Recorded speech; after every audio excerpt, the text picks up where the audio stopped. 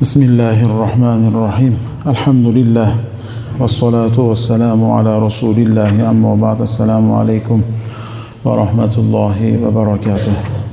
Odam aleyhissalomni yaratilishlik jarayonlari xususidagi bobni o'qiyotgan ekanmiz. Kechagi suhbatda demak o'sha kishini yaralishliklari, ruhda, jonda u kishiga nafha qilishlik, kirgizishlik jarayonlari o'qib berildi.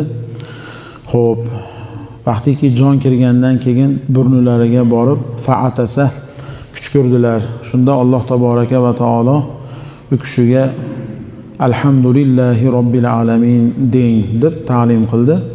U kishi aytganlaridan keyin Alloh taolo javobiga yarhamukalloh, Robbingiz sizga rahim qilsin deb Parvardigor javob qildi. Shuning uchun bizga uni javobi ham vojib bo'ldi. Valihada xalaqtuka ya Adam. Shunda Parvardigor bitta gapni Odam alayhissalomga aytdiki, Robbingiz sizga rahim qilsin, Robbingiz sizga rahmati bo'lsin deb javob qilib turib aytdiki, o'zi shunga yaratuvdim-da seni dedi. Ya'ni seni yaratishligim seni hamdingu va seni gunohlaringni kechirishlik uchun yaratganman tamam. O'zi hikmatim shu edi dedi Alloh taolo. Falamma intaha ila rukbatayhi arada al-wusuba falam yaqdir. Endi jon badanlariga qayerga borsa o'sha joylari ishlayapti-da endi. Masalan, kecha aytdik bo'ylarini 60 ziro bo'lgan salkam 40 metr jasadda jon aylanyapti.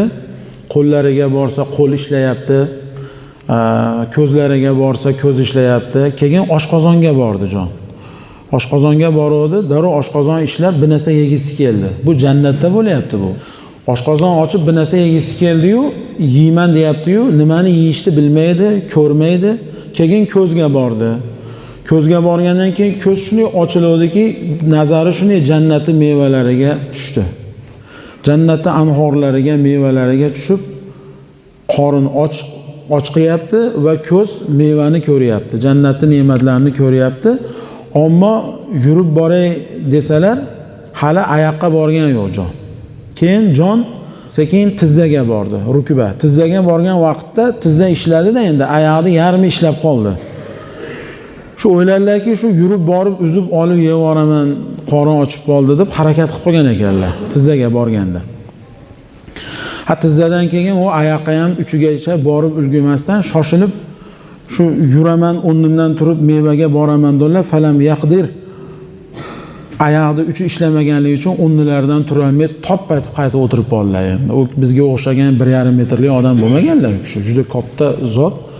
Qaytib yana qars etib yerga tushdilar. Shunda Alloh taboraka va taolo bu holni ko'rib ruhga amr qildi, tezroq oyoqni uchiga bor. Oyoqni uchiga boruvdi, ya'ni to'liq ishlab o'rnlaridan turib shu meva tomonga qarab yuruvdilar. Ya'ni Alloh taolo aytdiki, va xuliqal insanu ajula. Men insonni shundan shoshqaloq qilib yaratdim dedi Alloh taolo. Ya'ni sabr yo'q, shu tezroq boraman deb harakat qilib qoldilar. Fasora basharan va lahman.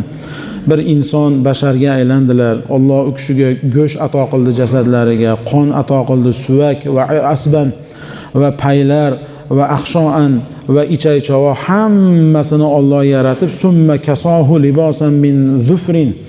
Badanlarini yaltirab turadigan marmarga o'xshagan, insonni tirnog'iga o'xshagan yaltiroq narsa bilan jasadlarini kiygizdi Alloh taolo. Libos Odam alayhisolatu vassalomning badanlari biznikida qangi-bundaqa go'sht bo'lmagan, balki shu tirnog'imizga o'xshagan narsa bilan yoppa qoplangan badanlar. Ya'ni yaltiroq marmarga o'xshagan nurdan bo'lgan. Yazdodu jasadahu fi kulli yawmin va huwa fi zalika.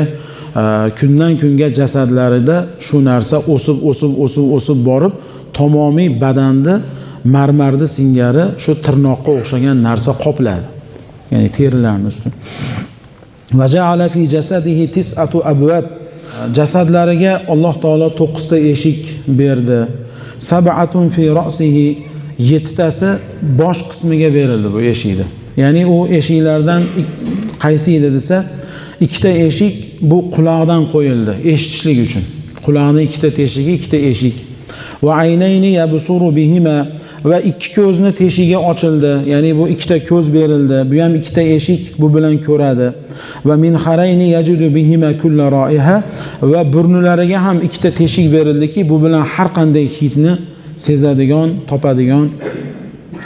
Va 7-eshik va faman fihi lisonan, ichida tili bor bir og'izni Alloh taolo berdi. Ya'ni bu oxirgi 7-eshik jasadlariga berildi. Ammo uni ichida bir til bor edi. Yatakallamu bihi, u bilan gapirishlik uchun tilni berdi Alloh taolo. Gapirishligi uchun til alohida bo'ldi. Va hanakun yajudu bihi ta'ma kulli shay, va tilni tagiga yana bitta til qo'ydi Alloh taolo. Ya'ni uni biz tanglay deymiz, kichkina til deymiz. Tilini ochganda tagida ko'rinadigan narsa. Bu tag'nay.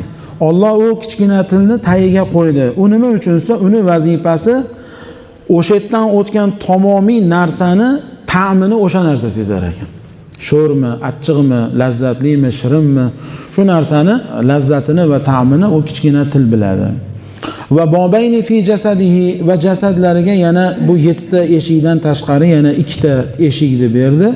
U endi insonni qazoyi hojatga borgandagi oldi va orqa, demak, eshiklari, ya'ni o'sha farjidagi katta hojat va kichkina hojat qiladigan joyini, demak, eshikni beryapti. Yakhruju minhuma faqla ta'amihi va sharobihi, bundan yegan ichgan ovqatlarini og'irligi va badanga ziyonlari hammasi o'sha yerdan chiqib ketadigan bo'ldi.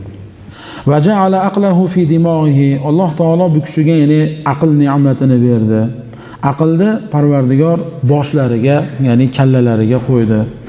Va sharahahu fi kilyatayhi, xirsi nafslarini, havoyi nafsni buyrakka qo'ydi. Ya'ni buyraklariga yaraldi u narsa. Insonning hirsi, nafsi, shahvati buyrak orqali rivojlanadi. Va g'azabahu fi kabadihi, va g'azabini jigariga qo'ydi. Inson g'azabi kelganda, achchig'i kelganda jigardan chiqar ekan bu narsa. Va shijoatahu fi qalbihi, uni shijoatini, odamni shijoat va himmat harakatini qalbiga qo'ydi. Bir narsaga inson shijoat qiladigan, harakat qiladigan bo'lsa, avval uni himmati qalbda paydo bo'lar ekan-da. Ana namozga kelish uchun ham, jamoatga kelish uchun ham buni shijoati, muhabbati mana yerda paydo bo'ladi, ya'ni keladi-da. Bo'lmasa o'tiraveradi uyda televizor ko'rib. Va rag'batahu fi ri'atihi, va uni rag'bat qilib bir narsaga qiziqishligini Alloh taolo o'pkasiga qo'ydi. Va zihkahu fi tiholihi, va kulgusini o'pkaga qo'ydi. Va farahahu va huznahu fi wajhihi, xafa bo'lishini yu qayg'usini yuziga qo'ydi. Inson xursand bo'lganda ham yuzidan bilinadi, xafa bo'lganda ham qovog'i solinib qoladi, bu bilinadi. Fa subhana man ja'alahu yusammi'u bi'azmin va yubassiru bi shahmin va yuntiqu bi lahmin va yu'rafu bi damin. Bas shunday zotni aybi nuqsondan poklaymizki, Alloh taologa hamdlar, tasbihlar bo'lsinki, Alloh bandasini suvay bilan eshitadigan qildi, yog' bilan ko'radigan qildi va go'sht bilan gapiradigan qildi va qon bilan nima taniydigan qildi. Parvardigor shunday ulug' zot ekan. Falamma savvahu, shu ne'matlarni berib jasadlari tikka bo'lgandan keyin va nufixa fihi min ruhihi, Alloh taboraka va taolo eni ruhni Parvardigor nima qildi? Parvardigor unga puydatib, kirgizib, kecha aytganimizdek, kirmadi, majburan kirgizdi va hamma narsalarda ilmini Alloh taolo bu kishiga nima bildirdi, ilhom qildi. Biz va o'sha allama adamal asmaa kullaha, Alloh yaratgan bandasini maloikadan ulug'ligini isbot qilish kerak edi. U isbot dalil talab qiladigan narsa. Bunga dalil bo'lish kerak. Ulug'likni dalili bo'lish kerak. Dalil nima bilan bo'ldisa, Alloh ilm bilan aziz qildi. Ilm bilan maloikalardan ulug'ligi isbot bo'ldi. Alloh taolo hamma narsani ilmini bildirdi. Hatto hamma narsani lug'atini bildilar, jinsigacha bildilar. Hatto manu ot, manu eshak, manu tuya, hamma narsani, hatto farishtalarning ismi, zurriyotlarini ismi, hayvonlar va san'ata kulli shay, hamma narsani nimadan yasalishini, shaharlarda otlari, qushlarda otlari, daraxtlarda otlari va qiyomatga doğru yaraladigan har bir hayvonning nomlari va asmoul mat'umot, yeydigan, ichadigan, jannatdagi hamma ne'matlar, hatto al qas'ata, hatto tovoq, qozon va idishu hammasini nomlarini Alloh taolo bu kishiga bildirdi. Shu bilgan vaqtlarida va fil xabar xabarda shunday keldiki, allamahu 700,000 lug'a, 700 ming tilda gapiradigan bo'lgan ekanlar. Alloh taolo shunday bitta ilmi ladun berganda 700 ta bas, 700 ming tilda, lug'atda 700 ming xil tilda gapiradigan bo'lgan ekanlar. Bitta o'zlari shuncha tilni bilar ekanlar. Mana bu ilm bilan malaikalardan afzalliklari bilinib qoldi. Falamma waqa'a fi akli shajara, Alloh yemagin degan daraxtda hali unga navbat keladi, oyatda hali unga kelgan yo'q. 700 ming xil tilda gapirayotgan zot Allohni yemagin degan daraxtini yeganlarda olib qo'yilgan ekan hammagini.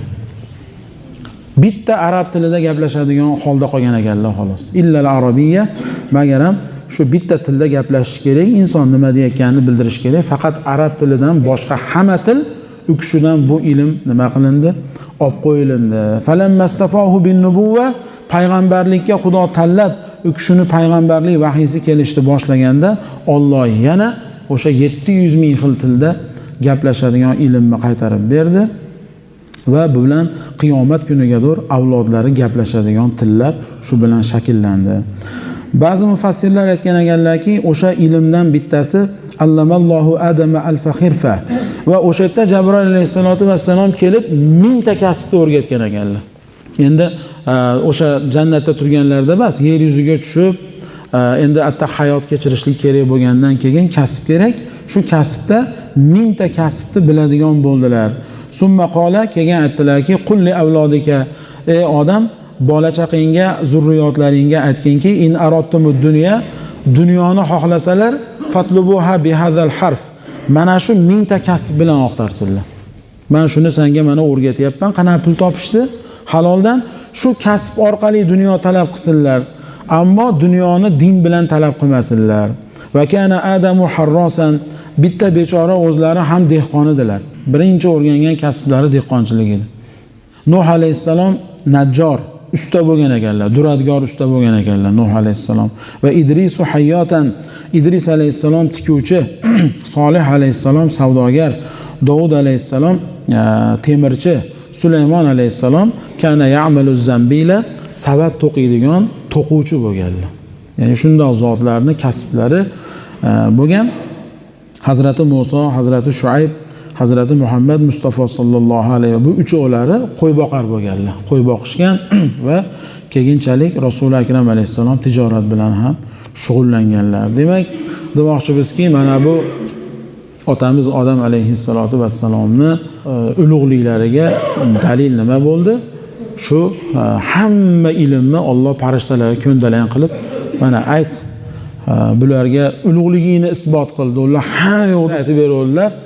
Farishtalar yine tan berishdi. Aytishdiki, qolu subhanaka la ilma lana illa ma 'allamtana innaka antal alimul hakim. Xudoyo, seni barcha aybi nuqsondan poklaymiz. O'zing bildirgan ilmdan boshqa ilm yo'q ekanda endi bizda. Biz buni qatdan bilaylik, buni ulug'ligini, buni olimligini qatdan bilaylik. Bu yaratgan mahluqini bizdan ham ilmi balandligini qatdan bilaylik. Chunki bizda sen bergan ilmdan ortiq ilm yo'q-da bizda endi. Innaka antal alimul hakim. Albatta sen o'zing olim, hamma ilm to'xtaydigan zot o'zingsan. Hakim, har bir qilayotgan ishni hikmat bilan qiladigan zotsan. Qola ya Adam, Alloh taolo Odam alayhisalomga aytdiki, ambihum bi asmaihim. Bularda ismlarini ham aytib ber dedi. Mana kim? Mana kim? Mana kim? Farishtalarni bitta ismini aytib ketdilar. Bu Jabroil, bu Mikoil, bu palon, bu po'kin. Malaikadan ko'p narsa yo'q. Hammasini ismini aytdilar. Falamma ambahum bi asmaihim, ularni ismlarini xabarini berganlardan keyin qola, Alloh yana ularga aytdiki, alam aqul lakum, men sizlarga aytmadimmi? Inni a'lamu g'oybas samawati val ars, osmon va yerdagi barcha g'ayb ilmni men o'zim bilaman, sizlarni aqllangish narsaga yetmaydi demadimmi? Mana buni ulug'ligini ko'rmaysizlarmi deb Alloh o'zi yaratgan maxluqni, ya'ni Odam alayhissalom va u kishining zurriyotini azizligini maloikalarga shetda nima qildi? Isbot qildi. Ular taslim bo'ldi. Va a'lamu ma tubduna va ma kuntum taktumun. Sizlar oshkora gapirayotgan u maxfiy qilayotgan hamma ishlaringdan meni xabarim borligini bilmaysizlarmi? Men hamma yo'qni bilib turdim-ku deb Alloh farishtalarga, demak, shuning uchun oyatdan bizga chiqadigan narsa bu payg'ambarlarning hikoyalari, zikrlarini aytib ketishligimizdan maqsad bizga ibrat bor albatta. Nima desa, banda o'zini nuqsonidan g'ofil qolmasin. Alloh unga bergan fazli va ehsonidan g'ofil qolmasin. Va la ya'nafa an yaqula la a'lam fi ma la ya'lam. Bilmagan narsasini bilmayman deyishlikdan uyatmasin. Nimaga? Imom Malik aytgan ekanlar, bilaman desang hamma bilar ekan deb savol beraveradi. G'albing ko'payadi dedilar. Ammo bilmayman desang, bu bilmas ekan deb senga o'qitishadi kelib dedilar. O'rgatib ketishadi. Shuning uchun ilmni fazilati nima desa, faqola la adri, bilmayman deyishlik. Imom Abu Yusuf rahmatullohi alaydan birov bir masalani so'rovdi, la adri, bilmayman dedilar. Shunda u odam aytdiki, sal fitnakashroq ekan, innaka ta'kulu min baytil moli dirhaman kaza va taqulu la adri. Siz podsho sizni qozi qilib Bag'dodga qo'yib qo'ygan bo'lsa, baytul moldan oylikni olib yeb yotgan bo'lsangiz qoziligingizga, bu masala so'rasa bilmayman deysiz. Dedilar, aytdilarki, men dedilar, va na akulu biqadri ilmi. Men bilganligim uchun shuncha oylik to'lashyapti. Agar bilmaganimni pulga chaqib turib oylik to'laydigan bo'lsa, men osmon va yerdagi xazinalar yetmaydi menga degan ekan. Ya'ni men ham bandaman dedilar. Bilganimdan bilmaganim ko'p meni ham. Hazrati Imom Azam rahmatullohi alayhi sohib mazhabimizdan ham birov shuna degan ekan-da, sizni hamma bir masala so'rasa bilmayman dedilar. Sizni odamlar uyni to'g'risiga 7 qavat to'shaydi, ustiga olib chiqib qo'yadi olim deb. Masala so'rasa bilmayman deysiz dedi. Agar odamlar meni bilganligim uchun 7 qavat to'shay solyapti. Agar bilmaganimni hisob kitob qilib turib to'shay soladigan bo'lsa, u tomi bo'yidan ham o'tib ketadi to'shay degan ekanlar. Ya'ni bu ilm shunaqangi ekan. Shuning uchun biz ilmda mana Odam alayhissalatu vassalomni Alloh taolo ilm bilan ulug' qildi. Maloikalarga bu narsa ko'ndalagan bo'lganda ular bilmadi-da bu kishi bilgan ilmni. Bilmagandan keyin ular ojizliklarini tan oldi. Subhanaka la ilma lana deyishdi. Xudoyo, biz bilmadik. Illa ma'allam, magar ham shu sen bilgan ilmni bilamiz xolos. Biz ojizligimizni tan oldik Parvardigor. Bu haqiqiy olimlarni, ulamolarning yo'li o'sha bilmayman deyishlik ekanda. Bilmayman deyishlik kerak ekan. Shuning uchun bilishlik, bilmaslik bu masalada bir zot ko'p ilmga ega bo'lib, o'sha Bag'dodga kirgan vaqtda, Iroqqa kirgan vaqtda fasaluni ma tahta samo, osmonni tagidagi hamma masaladan mendan so'ravringlar degan ekan devorda. Shunda bir yosh bola pastda qum o'ynab o'tirgan ekan. Hali bola aytdiki, siz dedi osmonni tagidagi hamma masaladan so'rayman. Men bitta narsaga qiziqaman, shuni bir javobini bilmayman. Nima dedi? Mana chumoliya dedi. Ha, chumoli. Shu chumolini o'rtasida ingichka joyi bor. Bag'ida boshi, bag'ida qonni joylashgan, o'rtasida bitta insonning sochini tolasida ingichka joyi bo'ladi. Ha, bor. Shu chumoli ovqat yeydimi? Ha, ovqat yeydi. Oshqozoni bormi? Ha, oshqozoni bor. Aytingchi, shu oshqozoni shu ingichkasini bu tomonida joylashganmi, u tomonida joylashganmi degan. Shunda yana Ali zot o'ziga kelib, "Yo Alloh, men bilmadim-ku buni." dedilar-da. Ana, demak, shu yerda gap bo'lyaptiki, bitta ish borki, bu birinchidan shar'iy masala ham bas edi. Ikkinchidan bu savolni bergan odam aqlli odam ham bas edi, yosh bola edi. Ana, shuning uchun ilm, Alloh taoloning ilmi, kim olim desa, hamma olim. Olim hamma. Men bilganda siz bilmasingiz mumkin, lekin siz bilganda men ham bilmasligim mumkin-da. Shuning uchun ilm hamma bilan bir joyga to'planganda mukammal bo'ladi. Hadis sharifda keldiki, nimaga farishtalarni Alloh taolo ko'ndalang qilib qo'yib, otamiz Odam alayhisalomga nima qildi? Ko'rsatib shu suhbatni qildirdi desa, otamiz Odam alayhisalomning olimliklari isbot bo'ldi-da, maloikalar olim basligi isbot bo'ldi. U kishining ilmi baland bo'ldi. Demak, bu kishi ulamolarning eng kattasi bo'ldi. Nimaga bularga qaratib qo'yib suhbat qildi desa, Janob Hazrat aytdilarki, an-nazaru ila wajhil olimi olimni yuziga qarab turish ham ibodat ekanda. Maloikalar shundan foydalanib qolsin deb Alloh unda ro'parama qilib mukallima qildirdi. An-nazaru ila wajhil validi, otani yuziga qarab turishlik ibodat, onani yuziga qarab turishlik ibodat. Va nazaru ila al-ka'batil mukarrama, Ka'bai mukarramaga qarab turishlik ibodat. Mushafga Qur'on o'qiy olmasa ham qarab turishlik ibodat. Olimni yuziga qarash ibodat. Manzara oliman faka'annama zorani. Janob Hazrat aytdilarki, kim bir ulamoni ziyorat qilsa, u meni ziyorat qilibdi dedilar. Go'yoki meni ziyorat qilibdi. Va man sopaha oliman, kim bir olimni ziyorat qilib ko'rishsa, go'yoki u men bilan ko'rishibdi. Kim u bilan birga o'tirsa, u men bilan o'tiribdi. Kim dunyoda men bilan o'tirgan bo'lsa, qiyomat kuni ham men bilan o'tiradi degan ekanlar. Allohu akbar. Demak, mana bu ishdan ma'lum bo'ladiki, farishtalarga otamizni ro'para qilib qo'yib mukallima qildirishlikdagi hikmatlardan biri mana shu edi. Alloh taolo demak hammamizni ham duo qilamiz, ilmimizni ziyoda qilsin. Assalomu alaykum va rahmatullohi va barakatuh.